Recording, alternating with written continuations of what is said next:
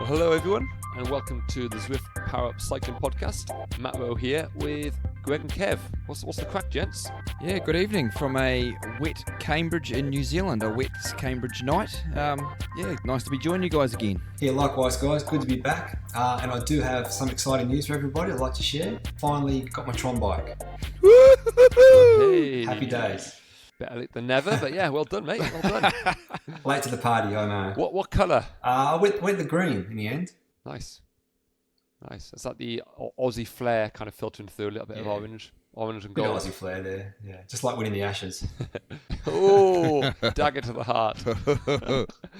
Moving on. Have you guys seen, obviously, a few track world records went the other week, the Pan American champs in Bolivia? You must have been all over that. Oh, incredible, wasn't it? Yeah, three of them went. Men and women's 200 metre sprint and the men's 4,000 metres individual pursuit. Now that IP 406, got a middle 406, unbelievable. I mean, that's kind of getting down to, you go back 10 years, and you might chance like a top 5 or a top 6 in the team pursuit and that kind of time.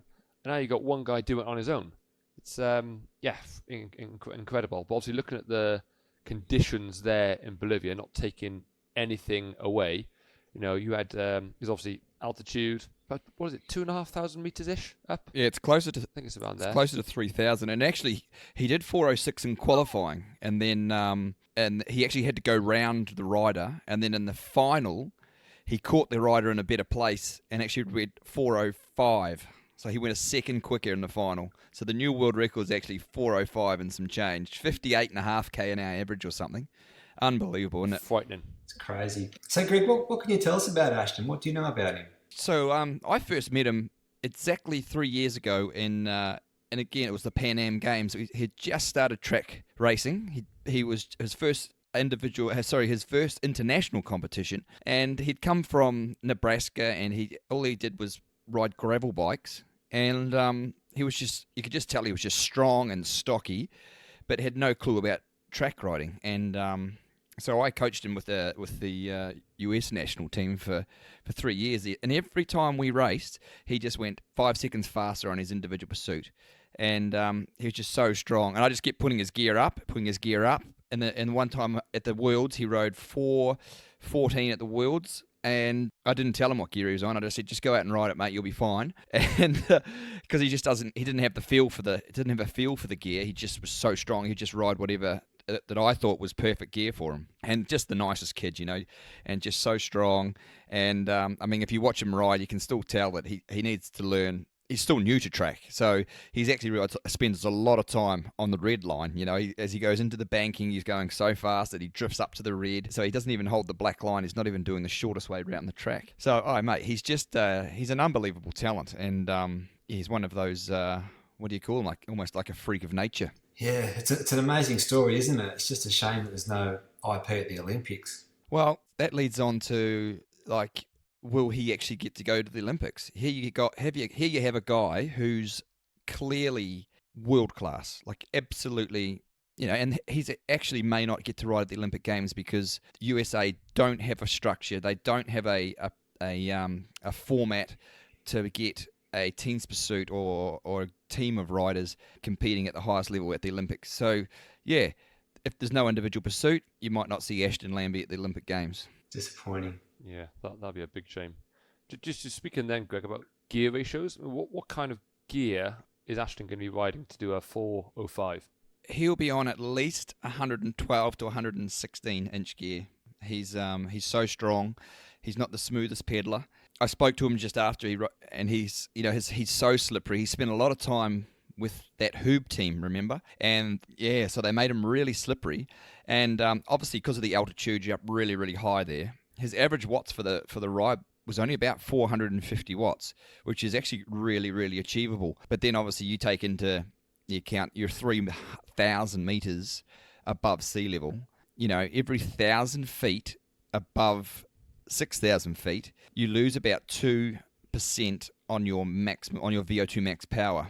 So if you do the calculations there, it works out that it could probably work out to about a 510, 515 power at sea level, which I know he's very capable of. But would that power actually do the same time at sea level? It wouldn't, would it? So it shows you how much of a physiological advantage you get being at altitude for that distance. For sure. Also that low air pressure, low air density, lower drag, faster conditions and everything. And if you do a little bit of reading about air pressure, just over 1,000 millibars is about average. And you hear of extremes being like 990 for a low pressure, kind of fast conditions, and 1,030 millibars being kind of high pressure, which is slower. But in Bolivia, the air pressure was down to 750 millibars on some of the days. So obviously those conditions were good. But yeah, just touch about the gears as well for the sprinters. So obviously there's two 200-meter world records that went. Kelsey Mitchell, a Canadian, Nicholas Paul from Trinidad and Tobago, and they both smashed the 200-meter world records. Now, if you watch a video of them doing their event, you watch them bowling around the top of the track with their huge gear on. I don't know what gear they're on, but their effort, when they drop down to the black line, they don't really, and it sounds crazy, they don't really look that fast because they're on that massive gear. They're building that speed, and it just looks like they're kind of leg pressing that gear. These big gears, you travel really, really quick, but it doesn't look that quick. And I was kind of thinking how different it is to the 6 days. It's all about the visuals. They ride really small gears, your legs are flying around, but the speeds relative to what it looks like are low. Because the 6-day ride could obviously gear up and go quicker, but they don't. But yeah, these guys are doing world record paces, but you're looking at it thinking, well, they're going quick, but it's nowhere near world record. And then these amazing 9.1 seconds for 200 meters pops up. Yes, it's mad. But I dread to think what gear those sprinters are riding. Well, I know exactly. He rode a 130-inch gear. It's unbelievable, mate. It's like I spoke 130-inch gear. So I spoke to Eddie Dawkins about it, and he's always said qualifying now, to be a good sprint qualifier, it's like doing 40 reps in the leg press. That's all it is. It's just massive strength, massive power, and it'll be 130-inch gear, especially at that altitude. So yeah, you see them, and their legs are just turning around, at a quick pace, but not lightning fast. And you see him going to the second banking. If you watch the ride, he can't even hold the bike down because he's doing 80k an hour. He actually just drifts up to the red because he's doing. I mean, I've been motor pacing behind a motorbike at that speed, and it's scary going that fast around the banking. Yeah. It's scary on a motorbike doing 80k an hour around a banking. 45-degree banking. G-force. Oh, mate. Yeah. It's only 250 metres the track. You've got a 45-degree banking and you're trying to hit it at 80k an hour. It's like, good luck getting around that, brother. Yeah. That's why you need that upper body, isn't it? To kind of, fight that bike down. You need big kahunas, mate. That's what you need. Big kahunas. Yeah. Big guns. Moving on then, again, the world champs, the world records at the Pan Am Track Champs has caught a lot of attention. But also in other news, we've got steering on Zwift. So at Eurobike, Zwift had a stand with a screen that you'd expect to see in a cinema. It was massive. Now I only saw pictures, but looked pretty epic. And one of the bikes on the stand, on the Zwift stand at Eurobike, was showcasing a brand new feature on Zwift, and it's a big feature, steering. So soon we'll be able to steer, to choose left or right at junctions, for example, as opposed to using the keyboard. So if you've got the Zwift companion app running on your phone, you'll sit on your handlebars, and your phone's tech will kind of notice the movements as you turn left and right, and you'll be able to sense or adjust the sensitivity to suit you. So that's a huge step forward, but it's obviously early stages right now. But one day, I'm sure we're going to be able to have the steering ability to kind of be able to steer and follow riders to remain in the slipstream, as opposed to kind of automatically being in the slipstream. Or at least I think that'll be a game mode that will be able to be turned on. But I just think about this, guys, and the tech in the tech just. Your phone can pick up these very small movements. So all you've got to do is place your phone on the handlebars, and as you're kind of moving the bars very slightly, your phone's going to sense that and obviously talk to Zwift so you make those movements. I was thinking about how does that tech work? But it's actually it's the same tech that's used in a driving game on your phone. So when you're holding your phone pretending it's a steering wheel and you rotate the phone in your hand, it's that same tech. And when you have your maps on your phone, you're trying to navigate somewhere, before you move anywhere, your phone knows which way you're facing, and you you turn 90 degrees, and it knows you've turned 90 degrees. So those very minor rotations and movements are detected. So super smart tech. It'd be cool to have that in Zwift soon. It's been around for a while.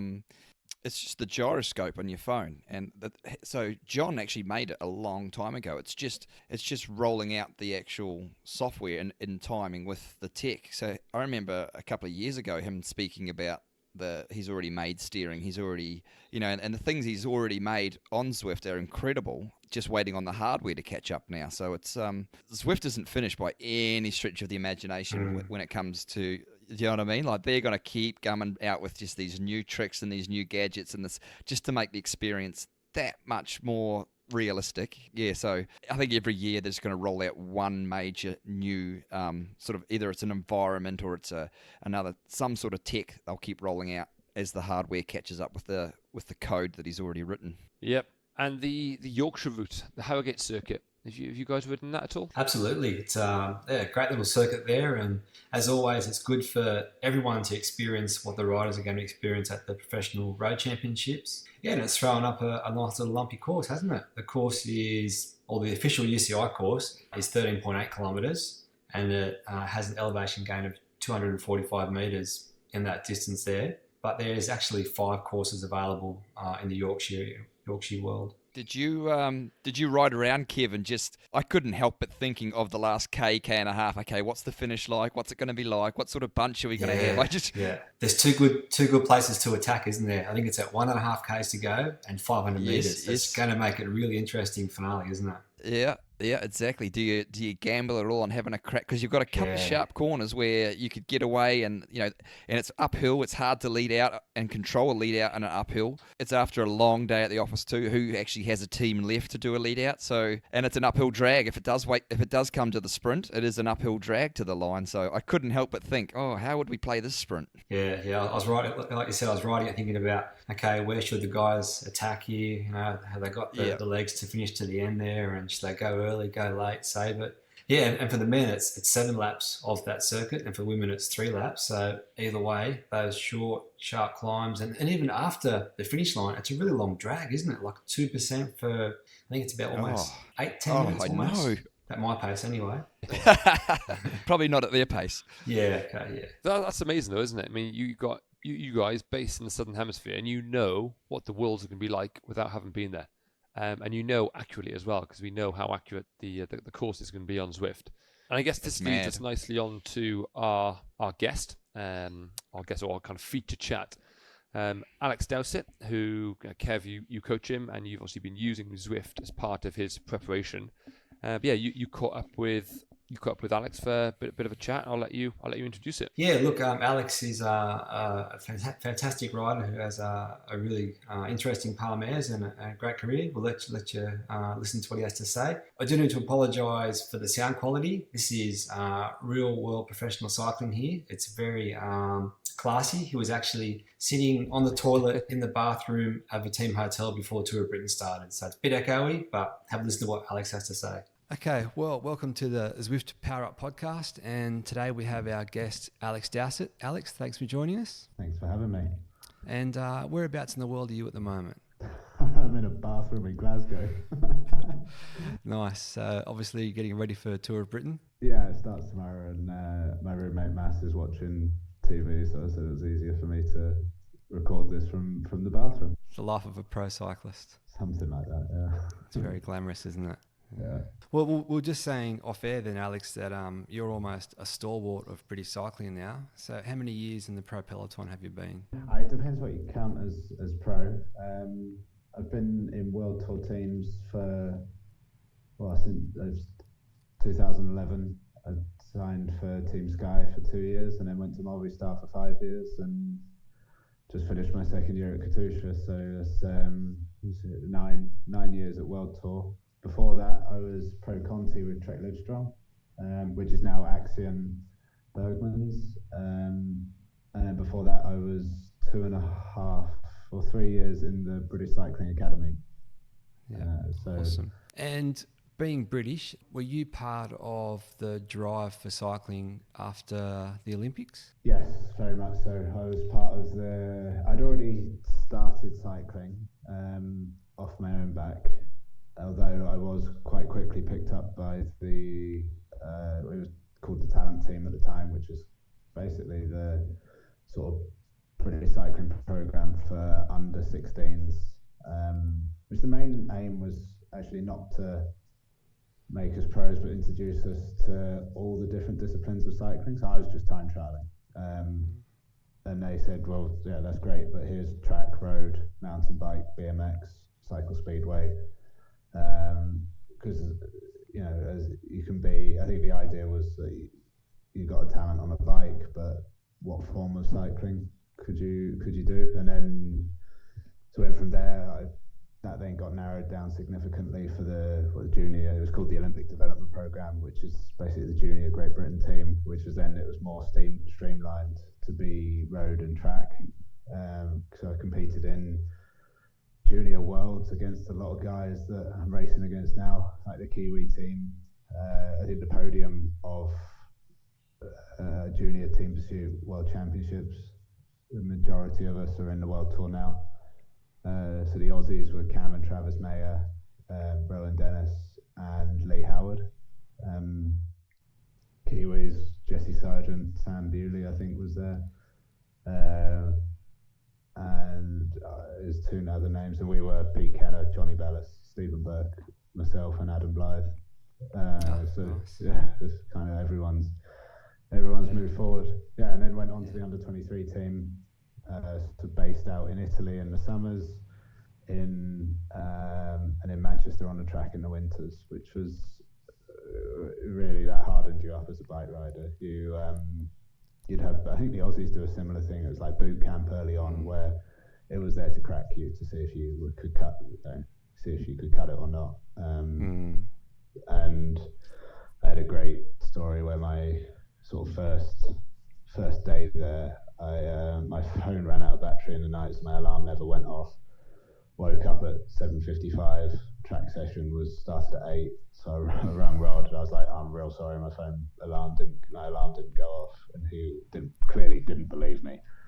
I said, I'll be in for the afternoon session. He's like, no, you're not. You're going to be washing cars for the rest of the day at the velodrome. So that's exactly what I did, and went and bought myself an alarm clock. So I guess, like the Aussies and the Kiwis, as you mentioned then, British cycling has a very good conversion rate of bringing cyclists through, and as you said, they're still in the game, 10 years later.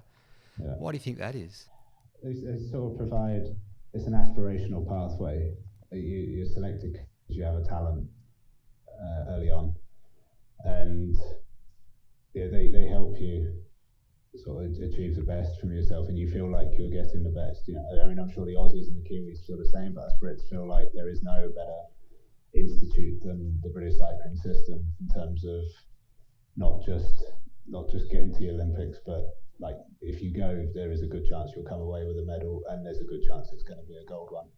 That's a big motivator, and you can see that pathway in front of you. You're just behind. I was just behind the likes of Cavendish and Geraint Thomas and Ed Clancy, like in terms of a couple of years behind, and they were already hitting like big heights. So you always felt like it was in grasp, within reach, I guess. And I think it's just knowing what it could lead to. And what about, I guess, leading on from that, I hate to say it, but British cycling is leading the way in terms of, I think, technology, aerodynamics and so on, and the Aussies, we're trying to play catch up all the time. Why is that? Where does that come from in British cycling? Dave Brailsford starts. It's that whole marginal gains thing. There's no one big thing that's going to put you on the podium. It's a culmination of lots of little things. So it's just ticking. There's a hell of a lot of boxes to tick, and the person that wins is the one that ticks the most boxes, I think. And cycling is a traditional sport as well. And what I think there's an awful lot of, they say one of the most dangerous saying in business is like, we do it because we've always done it that way. And I think that is so true in so many different aspects of cycling, and that is dangerous. And I think that's where the Brits got things right, was not necessarily just employing ex-pros to run teams, but actually employing smart people to run different aspects of teams. Like what actually makes next pro qualified to make strategical decisions. Like, I know in a road race, strategies are like I'm not very good on at all, and I would not put myself in the director's car. But it's sort of in some kind of like France, Italy, it's kind of a rite of passage. If you've been a pro cyclist, well, you're then a director. So whereas I think BC we're looking more, and also nobody's qualified that works in cycling. Like mechanics are not qualified engineers. Soigneurs are not necessarily, like often they are, but not necessarily qualified to physiotherapists. It's a lot of fans or failed cyclists that get into the sport, and I think that's where British cycling went. No, let's approach it differently, and I think that's where they went right. Well, big point there. Obviously, anyone that has the hour record on their Palmares is an incredible cyclist, and you've got that on your Good story to Palmares. tell your kids.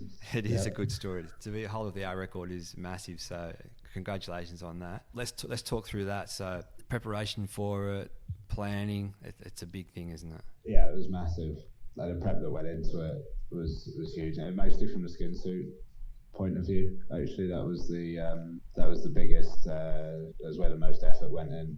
I think there was 53 skin suits made or developed for the hour record by Endura, and we ended up using number 52. It was sort of testing with different fabrics at different speeds, and the hour record was quite easy to model because I was riding at 53 kilometers an hour exactly, so we sort of knew what was going to work there. So like the Castelli skin suit, we tested all of them. Castelli worked very well at 45 kilometers an hour, but was pretty terrible at 53. So what makes a skin suit fast? So you've mentioned 52 skin suits. What were the changes that were made over those 52 skin suits? It varied. So like materials, it's just simple. Certain materials were quick, and interestingly, number 53, they found a material that operated very well at 40k an hour, but not at 55. But then they thought, because by the time the air gets to my lower half, my legs, the air is a bit disturbed, it's going to be running slower. Putting that slower material on there would be better, and it was, but the material was a bit too stretchy, and the top half of my suit would start riding up and wrinkles would appear, and after sort of half an hour, aerodynamics would be out the window. So there was that. The fit was one thing, because we were trying to go for the biggest suit possible. So you stretch like the ribbed material, you stretch that within an inch of its life. Like, again, the age-old sort of cycling thing. Let's try and get into the tightest skin suit possible, which everyone, the 6 foot blokes ordering an extra small skin suit. It just spoils all the aerodynamic properties of the suit. So we're like, right, well, let's go for like a size large, because you are a large person, and the aerodynamics of the suit will work properly. We stuck the zip on the back instead of the front, and then we made the zip shorter because it was strangling me, because there's no like elasticity to the zip. Yeah, just kind of developing, using myself, using the wind tunnel, using all the sort of technical facilities that Endura had up in Scotland. So it was I loved, like, I'm quite sort of an engineering-y mind. I was fascinated by it all, and then had some help, like drivetrain, trying to optimize that. We had like when wax chains were coming out, had one of those gold-plated rear sprocket. Didn't quite have the budget to do a front gold-plated thing on the front, but rear sprocket. And with that, the whole drivetrain just went silent from one day to the next, and then that's energy. So are you saying gold is less friction? Yeah. We had a debacle over wheels and tyres, because Campag made some phenomenal discs that are super narrow. Conti were like, you need to run 28 mil tyres because the rolling resistance less, and we're like, yeah, but a wide tyre with a narrow rim is terrible for aero. So, and then it was kind of weighing up how much do you test, as opposed to then losing training days. Like you could test 3 different tyres and find half a watt and lose a day's training, which could cost you 3 watts. That's a good point, isn't it? Can you have somebody else doing the testing for you while you're training? That's what we did with the wind tunnel. They Endura 3D scanned me and then 3D printed me, so I didn't actually have to go to the tunnel. Yeah, okay. And then I saw my model being carted around in a coffin, which is quite surreal. Oh, okay. Coffin was like a bit too short, so they'd take the head off and put the head next to under my arm. Jeez. That's like quite odd. And like all the facial features were pretty much bang on as well. It was quite surreal. But so that was, and then we were going to go again, and I met up with a guy called Bono, who is the guy that speaks to Lewis Hamilton in his radio during races, his engineer, and we're like going again. And I was saying like, these are the problem, and I explained a wheel tyre, the rim and tyre problem, and he was like, why didn't you just lacquer up the rim to widen it? I was like, yeah, that makes a lot of sense. So what did you go with in the end for tyres? What width? I think we got it wrong. Like knowing what we know now. I think we went 20. I want to say a 25 mil tyre. Okay. In hindsight, should have gone 21 or 23 on the front and 25 on the back, because rolling resistance on the back where aerodynamics isn't so key, and aerodynamics on the front where it is crucial. Ironically, it's time we needed more time to prepare for it. And skin suit was full length skin suit on the arms? Yeah, it was. I don't think there was much in that though. Like, what happens on your forearms isn't too crucial. It was, and it was like the ribs. It was before Enduro had developed that silicone material, so it was just sort of, you'd look at it. I mean, at the time it was quite groundbreaking. Now it looks like a standard, reasonably fast suit. Were you confident on the day going into it, or nervous? I think reasonably confident. It was funny. I tried to, like, someone had given me. I'd had Graham O'Bree's number to call him, and I just didn't. I didn't. Like, I heard people like, you scared of it because of what Eddie Merckx said, like took a year off his life, and I was like, with respect, I think Merckx got his pacing strategy quite wrong, because he decided to go for the 10 and 20k world records on his way to the hour. So different era. And we'd seen what Jack Bobridge had done as well, so he'd gone out at like 60 kilometre an hour pace and then faded hard. So I think we knew we had it handled, and the thing is, we'd added it up. We knew in training around London in a cold track, I was running at sort of 410 watts for 53 kilometre an hour pace, which was high. I was like, that's going to bite. But then we knew, like, the gold sprocket and the chain, that's going to be a couple of watts. The skin suit, it's going to be a couple of watts. The raising the temperature at the track, it's going to be quite a big chunk of time there. Everything was done at 20 or 22 degrees, and then race day was going to be 28 degrees. Then what else was there?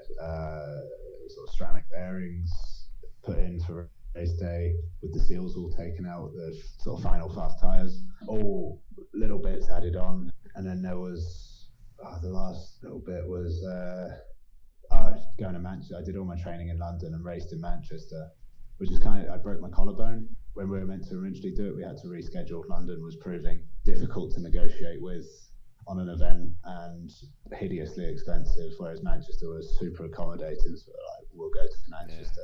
And it is interesting, Mikel Zabala, who was the head coach for Movistar, was like, I'm really glad we're going to Manchester. I said, why is that? He said, it's faster. I said, well, why are you telling us now? He's like, well, we're already set up to go to London. I didn't want to tell you there was a faster track, just for your head. So I was like, okay, well, that's good. And got there, and it was like, it was 10 watts quicker, even in cold temperatures, because the track was flatter. As you come out the banking in London, you seem to lift up and then drop into the bankings, whereas Manchester, you seem to stay flat. So all of that, I was like, well, this should make it, because this isn't going to make me faster. This is going to because you're not allowed to look at a power meter at all during, it's all recorded, but you can't see it. This isn't going to make it faster, it's just going to make that pace easier. So we got going, and I think the longest I'd done in training was 27 minutes. Because it's training, you weren't replicating race day in training, because we were running at 53k an hour pace, but I was like, this is 410, 415 watts. Race day, it's going to be less because of this, that, and the other. And faster conditions, as you feel better, everything just feels better. So race day, so I think Thomas Decker had attempted it before me in Aguas Calientes and done a lot better than everyone expected him to. And he was like, I had a real rough patch after 30 minutes. And so I got going, and we were going to run a negative split to Rowan as well. So they said if I'd held all the splits, I would surpass Rowan at about 50. I would be behind Rowan until 55 minutes into the event, then I would be ahead. I was like, Okay. I don't like it. I don't It's like cutting that it at all. fine. Yeah, but they said, but it was just the nature of how Rowan rode. He's like, he started reasonably quick, got quite a bit quicker, and then slowed down. And they were like, we're going to start you slow, and then maintain, and then if you want to pick up at the end, you can. So we started, and then after, like, the crowd was pretty cool, like reasonably enthusiastic, but I was falling behind. I think at the worst I was a lap and a half behind Rowan at 25 seconds or something, and then after 31 minutes, firstly I was like, at 30 minutes I was like, right, maybe I'm going to have a rough patch now, because we're sort of into uncharted territory. I was like, am I having a rough patch? No, I don't think I'm having a rough patch. This is fine. I'll go, like, yeah, this is good. And then at 32 minutes, the gap went from getting bigger, like Rowan pulling away effectively, to then starting to come down, and the crowd went mental. And I think the team were more scared of me going too fast than going too slowly. So I was getting splits by the side of the track. It was real simple. So I had to hold 17 second laps, so 17 dead. If I came round with a 17.1, so 1/10 of a second too slow, Steve would point at the floor with one finger. And if I came round at a 16.8, so 2/10 too fast, Steve would point two fingers in the air. It's just a system we'd used in training. It worked. It was simple. So I start pulling the time back to Rowan, and then the crowd went absolutely mad, and I then went about 7/10 of a second too fast, and I came round, and Steve was like just like pushing his hands down, just going like slow down. Yeah. So knocked it back, soldiered on, and then it kind of, even at like 50 minutes, I was like, I'm fine, this is comfortable. They were still like, no, keep a lid on it, because I think they just didn't want me to go full lactate and then be riding on that, and so they sort of didn't really let me loose until 5 minutes to go, and then hammered it. And what was real, I was desperately close to 53k. It was 52.937, I think, and I was the second fastest hour record in Movistar team, because Miguel and Geraint had done like 53.1. So I was like, come on. So you really think you had something left in the tank? It was only, we looked at the power afterwards. I think it was like 300, it was either 358 or 368 watts. That's incredible, isn't it? So you must be so slippery to be doing that. That's incredible. How do you find things like the culture at a team? So obviously the team is fantastic at Movistar. Initially I was sceptical because it was very old school. I was like, this is, like, team time trial was a real eye-opener for me. I'll never forget Tirreno Adriatico team time trial. I did, we did the recon lap 3 times at warp speed. I was like, this is ridiculous. Like, we're wasting so much energy here. It's like 60k, 45k an hour average, swapping off. Like, okay. And then like another lap. I'm like, no, okay, we'll do another lap. And there's like no real order as well. It was just like you rode where you rode, and then I was like, well, this is absurd. Like, we're doomed. And I think we were like rolling to the start line. Someone said on the radio, what order are we going in? And they're like, oh yeah, well, Visconti starts because he's Italian and we're in Italy, and then you. And I'm like, okay. I was like, this is a waste of time. And then we finished second. And I was like, okay. And I think Sky used to put so much pressure on the riders to do this turn at this kind of maybe like wattage, or like it's just pressure. Like you had to pull 20 seconds, and the thing that cripples a team, what we sort of learned as a team time trial, the thing that cripples a team is one person dropping the speed or the momentum, and that's what in Movistar, the Spanish, there was like, what I loved there was no egos at all. Not one rider had an ego. Like you get a Neo Pro join the team, and Valverde would treat him as an equal. Would treat him as if he's world champion and won like every race under the sun. Like it really, and then that sort of resonated in the team time trial, because everyone understood the main aim was to just keep the speed. So you'd have, like, we did a team time trial in Trentino, where it was me and Mallory, and then six climbers. And it would be like the climbers would do 5 seconds each on the front, and then Mallory would pull a minute, I'd pull a minute, and then like 5 seconds each. And it's just, but that's what worked best. And we kept the speed, and we punched well above our weight. Yeah, no, that's good. And you raise a good point there in terms of preparation. Like, and for me as a coach, there's so much planning and science that you can do, and you do get it exact on paper, but in reality, it's not going to happen. It's a rough guide. It's a guide. That's all it is, and you've got to be prepared for change. A bit of a change of topic. Something that I know is close to your heart, obviously.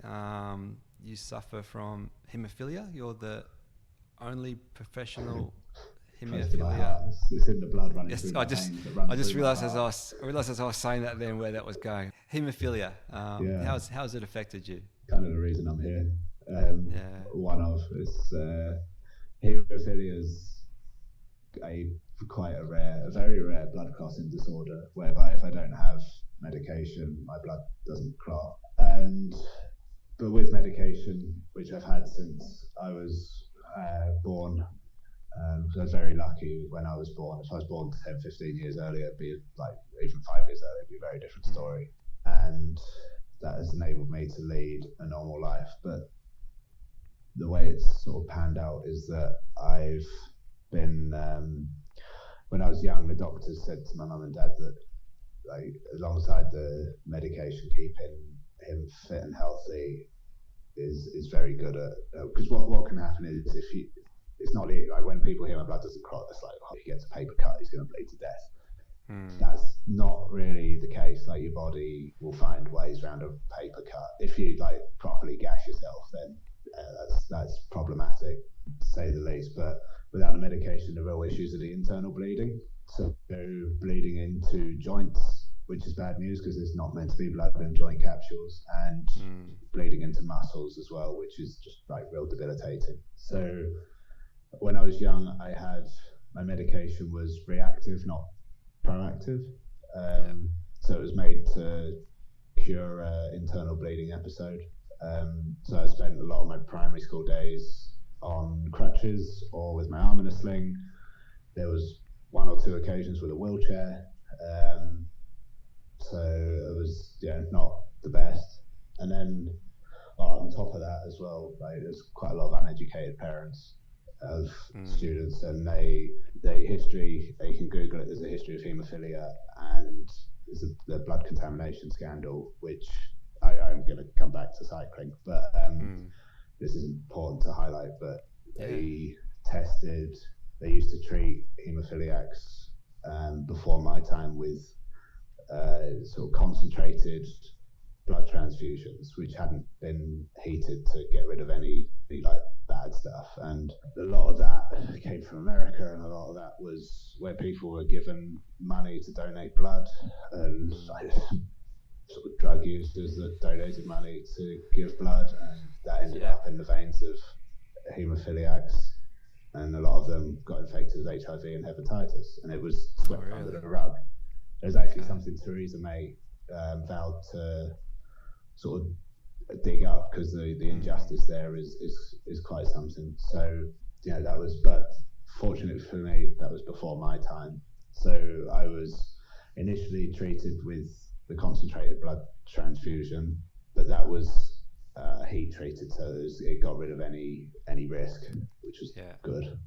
But then I was on to sort of proper medication, which worked, had 0 risk, and enabled me to lead a normal life. However, the doctors still, it was uncharted territory. It was new medication. They weren't quite sure how normal a life. They were like, rugby pitch, football pitch, hockey pitch? Nah, absolutely not, mate. So that was, so I missed a lot of sport in school.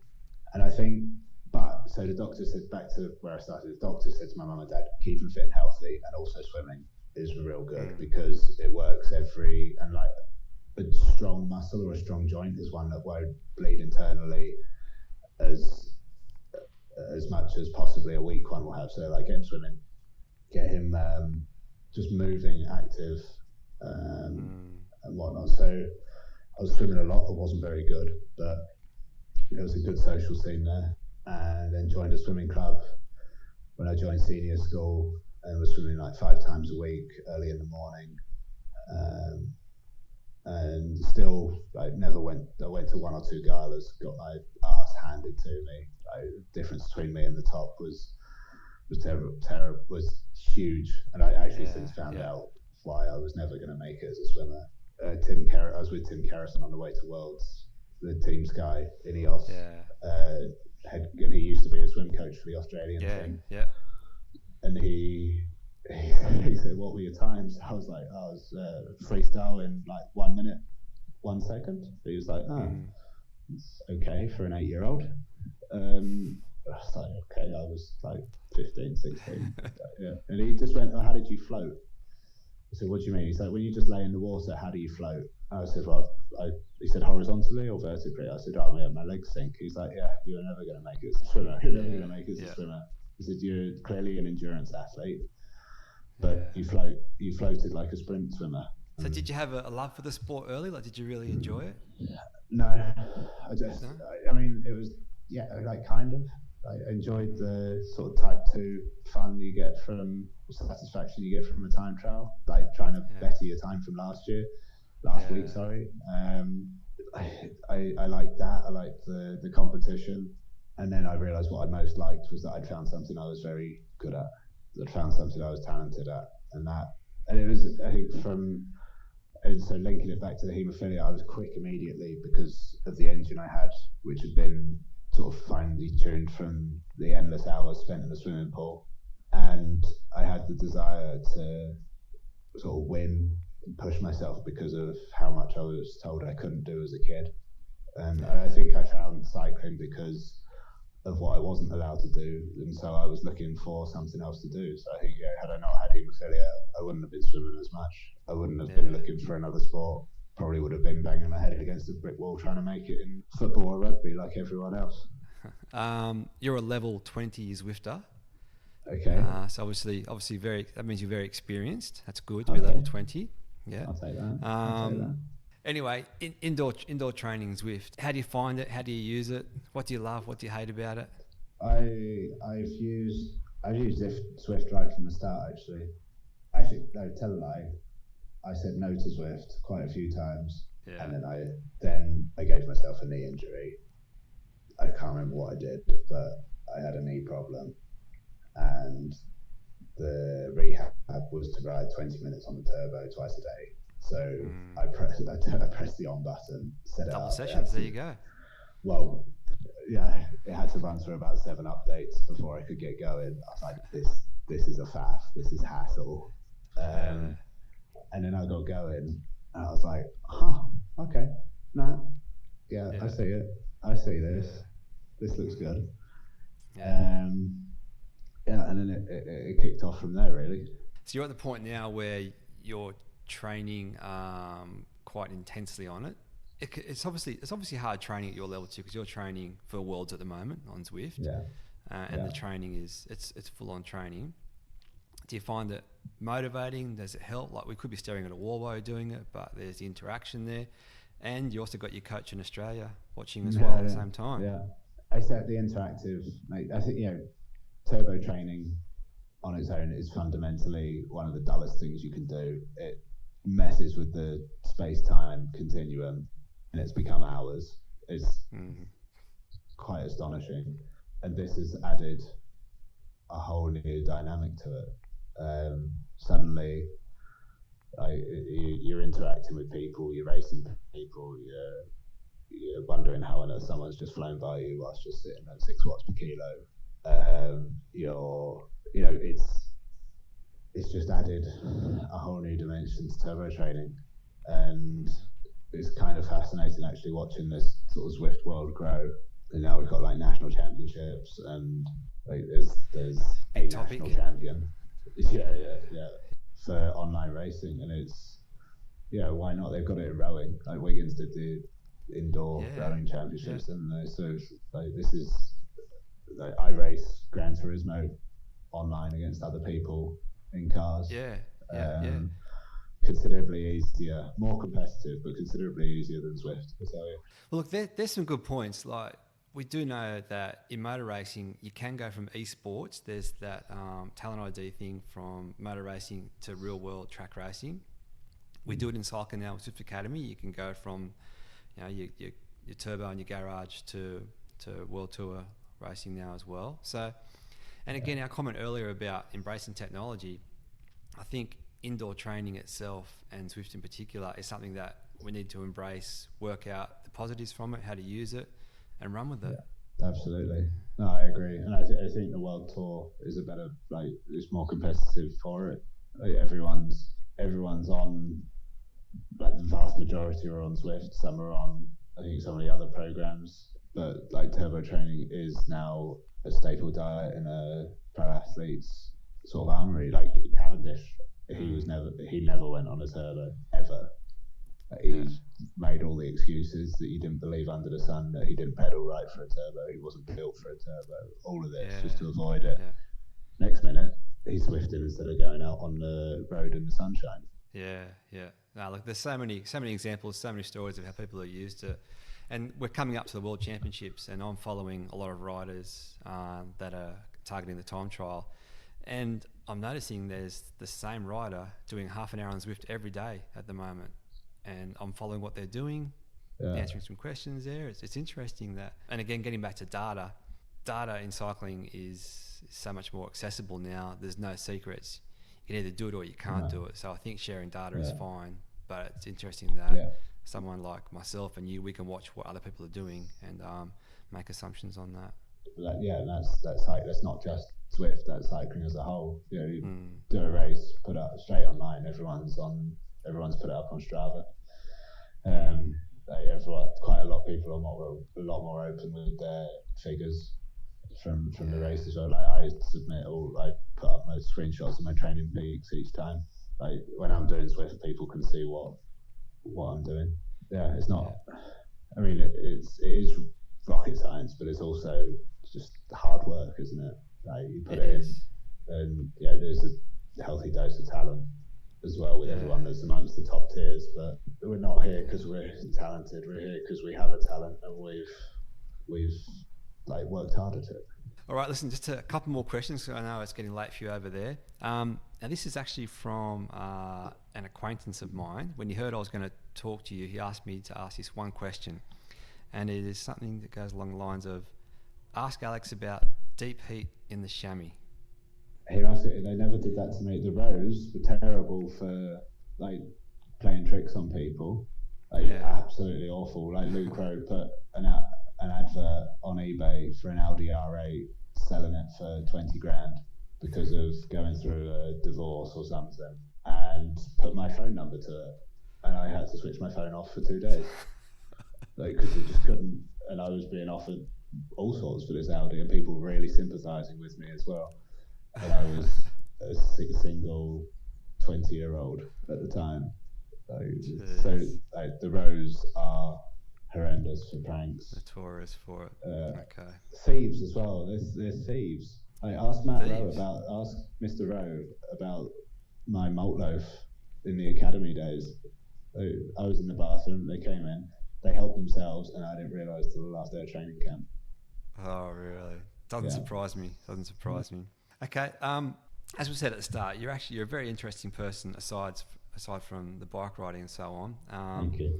And social media, you're very good in social media. How can listeners follow you in social media?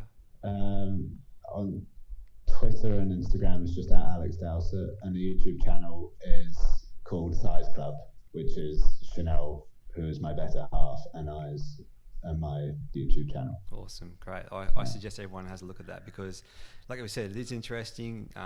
It's a good insight into the world of a professional athlete, professional cyclist, and it's good fun to watch as well. Yeah, so Chanel was entertaining at best. She is. Yeah. Okay, well, look, thanks, Alex. Like I said, I know it's late for you and you're about to start the Tour of Britain, so thanks for joining us on the podcast, and we'll chat. Thanks for having me. It's been good fun. Well, there's loads of good points made in there. A lot of interesting chat. I guess not worth kind of repeating a load of it, but one of the most interesting points I think he made was about finding a balance. So between, you can go down a bit of a rabbit hole with testing tyres to find that absolute minimum rolling resistance. So you've got the fastest tyres humanly possible. Fantastic, but that comes at what cost? And what have you sacrificed by spending all that time testing tyres? Training time, recovery time. It's all hassle, travel, and stress. Would it be better to have slower tyres with increased rolling resistance, maybe costing you a fraction of a watt, but being able to have trained better and had more rest, which may give you more than half a watt, for example? I thought that was a really interesting point, actually, that Alex made. Yeah, and just on that point too, it's interesting that he mentioned the team made a 3D printed image of him to leave in the wind tunnel, and that was quite a few years ago. And it was only news last week that Primoz Roglic, who's leading the Vuelta at the moment, has just done the same thing as well. So at that point you said about what cost is all the testing, now the guys are 3D printing himself and leaving a dummy in the wind tunnel to do all the testing for them now. So they're overcoming that problem, obviously.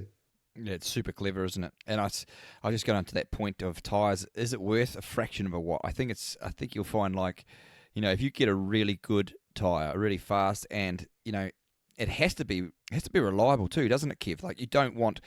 Sure, you can sacrifice a lot of speed, but it has to be. You don't want to punch every 2-3 kilometres. You really don't want that risk. Is it worth? If it's worth, if you've got a rolling resistance of 5 or 6 watts, which is huge, at what cost does that come? Have you got a 30% extra chance of a puncture? So it's that fine line. Where do you balance it? Exactly. And for the everyday rider out there, the best advice that Alex gave, I think, was in terms of aerodynamics, work from the front to the back. So spend your money on your front wheel first, and then your skin suit, your helmet, all those things first before the back of the bike and the back wheel. I found that interesting. Normally everyone goes for the best disc wheel before they go for the better front wheel. So maybe turn things around and work your way from the front to the back in terms of aerodynamics. Simple bit of advice there, isn't it? So we're all going to end up going out now and having super expensive flash front wheels and then a big 32 spoke rear wheel. You're broke by the time you get to your set. Do you remember that podcast we did a while back where one of my old teammates, when they couldn't afford wind tunnels, when they didn't have all that sort of access, they just he would just roll down a hill and then mark on the other side of the uphill which position was more aero and how far he actually got up the other side of the hill. So you really can find some cheap budget ways to making yourself slippery. Yeah, and that does work, doesn't it? Nothing wrong with that. No, nothing wrong with that. And now we've got mannequins being made for people. Yeah, exactly. Bonkers. Anyway, moving on then, guys. We've got a couple of community stories. I know you both brought up a point or an example from the community of some of the cool stuff that's going on. I guess let's just share those. Yeah, look, it's great to hear these stories, and Zwift means so much to different people in different ways. And we've got a story here from Jason Schell, who just 10 months ago was undergoing brain surgery to remove a tumour. He's now fully recovered and just completed Zwift Academy 2019. So that's incredible. That's bloody good, isn't it? It's really nice. Yeah. And I tell you what, guys, everyone out there listening, don't be shy on handing out your ride-ons. Listen to this story, guys. So this guy, his name's Jason. He just wanted to thank the Zwift and the Zwift community, obviously for the tough weather and injury recoveries to keep fit and whatnot. But more importantly, in January last year, he was riding up the Epic KOM and he went past this lady, and chucked out the old lazy ride on, ride on. Anyway, a couple of months later, they met outside for some rides, and since May, they've been a couple, and now as we speak right now, they're arranging to move in together because of Zwift. Way. Isn't that just a beautiful, lovely story? I'm going to chuck out your ride-ons, guys. Chuck out your ride-ons. That's awesome. We're going to see you now, Greg, handing out hundreds of ride-ons every ride. That's good. Right on. Excellent. So there you go. You've got to be truthful with your avatar then. There's no point in all being this super lean, tanned, pro-looking avatar. You've got to be realistic because you never know when it might lead to meeting up with someone in real life. On my avatar, I've got a fantastic head of hair. Awesome. All right, guys. cycling terminology. Yeah, I've got the clock ready. All right, I've got the term ready for Greg. Now, I'm going to say the term and put it in a sentence for you, Greg, just so there's no confusion here. So you ready? I don't know if I am ready. Okay, bring it on. All right. The term is bonk. Quite often in a ride, Greg will bonk. Explain, please. Bonk is actually when you go what we would call hypoglycemic, and that's when you're. Have you started the clock, mate? Yeah, I'm ready. Righto. So it's when you going. it's when you run out of sugars. It's when you run out of carbohydrates. You've gone above your threshold, above your peak power for too long. You're running out of fuel. You're running out of energy, and you start getting that really lightheaded, dizzy, flat feeling, and you can say, "I've bonked." That's fantastic. That's good. That's Time. a very good Nice. answer. Exactly. You said all the key words I was looking for. That was really good. Thank you. Top bonker. Well done. I bonked well. This guy knows how to bonk. I've been in that horrible place though a few times. I mean, I'm sure we all have. Isn't it just disgusting though how miserable you can feel and you just want to get off and it's horrible. I think it's just incredible how far you can push your body. Like you say, we all experience it at some point. You don't have to be going particularly hard or fast compared to someone else. You're finding your absolute limit. You've emptied the tank of all the carbohydrates that you can access, and that's a feeling of total emptiness. And when it happens, I find all you want to do is just be on your own. I mean, there's nothing Yes. worse than someone Yes. nice and chirpy Yeah. next to you. Like, come on, Matt, keep going, we're okay. Mate, Just leave me alone. I'll see you next week. this is a true story. I've been out on my own and I've bonked so badly that I've jumped over the fence into the farmer's fence and started eating a Swede. I started pulling up his. This is you can't make this up. I was just looking for food. I was just miles from anywhere. And I thought they were carrots. I was that cooked, and it was a Swede, and I just started gnawing on the Swede, mate. Jesus, how long did you stay in the field for with the Swede? Because it took me a while to pull it up. They're stubborn, it wouldn't just pop out like I thought it was. And I don't know why I thought it was a carrot. I just thought, these will be good carrots. No, it's a big friggin' Swede. I just dusted it off like because I was quite sweaty, so I just sort of wiped it all off, and I just hooked in with just munching down on it. It was It gets better. Epic. I got home. And what was the first thing you had to eat when you got home then? Through the front door? I honestly can't remember, mate. Like, it would have just been, and don't you get desperate? You get in the door and you just think, all I need is I just need donuts and lollies and sugar. Yeah, sugar. Because it's actually true. Like, you are craving something, you're missing something, and it's sugar. So your body knows to crave that. It's like when you get really thirsty. It knows if you've eaten something salty. It knows you become thirsty. Or when you've sweated a lot in a really hot stage in a race, your body craves salt. So I always feel like potato chips or something like that. So your body does crave what it's missing. Yeah, awesome. All right then, sweetie. Eat your Swedes. Moving on. Eat your Swedes. Q&A then, guys. We've got two questions. Question one is from David Ashton that was on one of the Facebook groups. And David's question reads, I travel with work and only have access to gyms at hotels I stay at. Is there any way to use Zwift? So I think the answer is yes. Well, the answer is yes. And there are three broad options. One, if your gym has decent gym bikes that read your power and have an Amp Plus or Bluetooth connection, you're up and running. Just connect the bike's power source to Zwift, and off you go using your iPad or phone. So Watt bikes and the Techno Gym bikes, they're great examples that you can literally you're up and running straight away. If you're on maybe a slightly older bike in the gym that hasn't got power, you could use a speed sensor, and some connect via Bluetooth, other via Amp Plus, but you'd need some sort of source to determine how fast your avatar moves along in games. That's either power or speed. So the speed sensors usually go on the rear wheel, so depending on what gym bike it is and whether it has a rear wheel for the sensor to fix onto, this may or may not be an option. But the third option is you can use power pedals. So I've got Garmin Vector 3s, and I've done this before to lead my Workout Wednesday session on Zwift when I've been away. Take your pedals to the gym and use them as your power source. And you can use your own cycling shoes, of course, which are a bit more comfortable. and you get that consistent power source. Just make sure you recalibrate each time for that consistency. And obviously, I guess it depends if the gym will allow you to play around with the pedals, taking them on and off. That's another question. But the good news is there are ways to use Zwift, just from your local gym, of course. Good advice. Yeah, agree. I can't comment any more on that. Matt, well done. No excuses. That's what it means. Yeah. No excuses. Exactly. Question 2 is from Dowell Thomas, and this was also sent in via Facebook and one of the groups.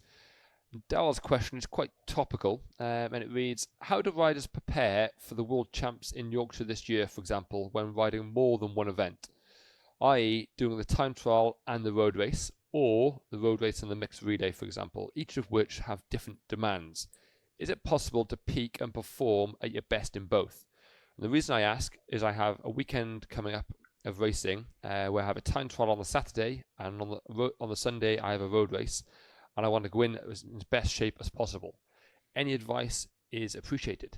Yeah, I was just going to say, this is the perfect question after having Alex on the podcast this week, because this is exactly the situation that he's in. And my first comment is that, and especially in Alex's case, you train for your strength because it's a world championship, it's a championship event. You want to be at your best for your key event. So in this case, for Alex, it's the time trial.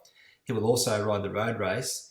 He'll have a job for the team, which will be early in the race. So he won't be expected to finish the race, but he's expected to do well in the time trial. So that's where all the effort is put now into his time trial preparation.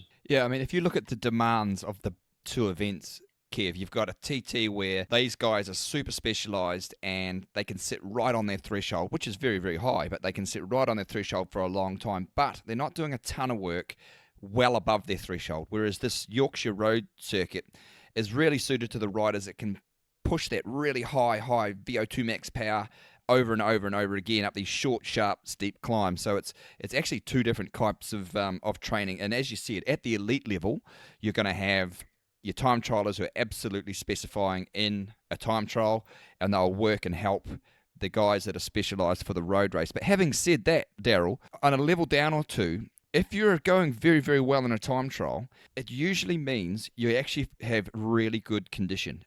If you work on your threshold power, if you work on your time trial, the chances are on the road race you're going to be very, very fit and very, very active and competitive in the road race also, because time trial is what they call the race of truth. There's no hiding there. It shows how strong you are, how good you are.